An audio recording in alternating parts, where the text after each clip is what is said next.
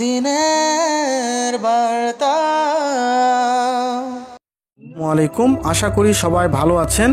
আজ আমি আলোচনা করব ইয়া মুক্কিতু নামের গুরুত্ব এবং ফজিলত সম্পর্কে।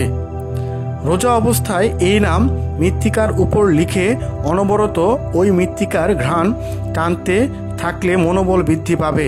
প্রবাসী ব্যক্তি প্রথমে এই নামটি 7 বার পাঠ করবে। তৎপর এই নাম একটি মাটির পিয়ালায় লিখে ধুয়ে সেই পানি পান করলে প্রবাসের কষ্ট দূরীভূত হবে এবং সুখে শান্তিতে দিন কাটাবে। এই নাম সুরমার উপরে পড়ে 7 বার দম করত। পরপর 3 দিন চোখে লাগালে যাবতীয় চক্ষু রোগ নিরাময় হবে।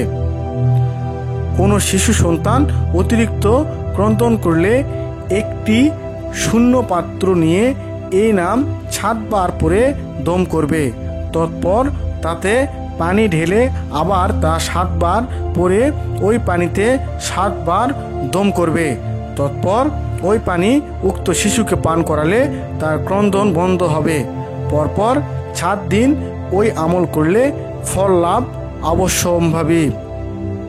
যে ব্যক্তির অর্থানুকূল্য এবং সম্বল থাকা সত্ত্বেও গরিব দুঃখীকে সাহায্য করার প্রবৃত্তি হয় না, সে ব্যক্তির দৈনিক 5 ওয়াক্ত নামাজের বাদে কিছুক্ষণ ধরে এই নাম জিকির করবে।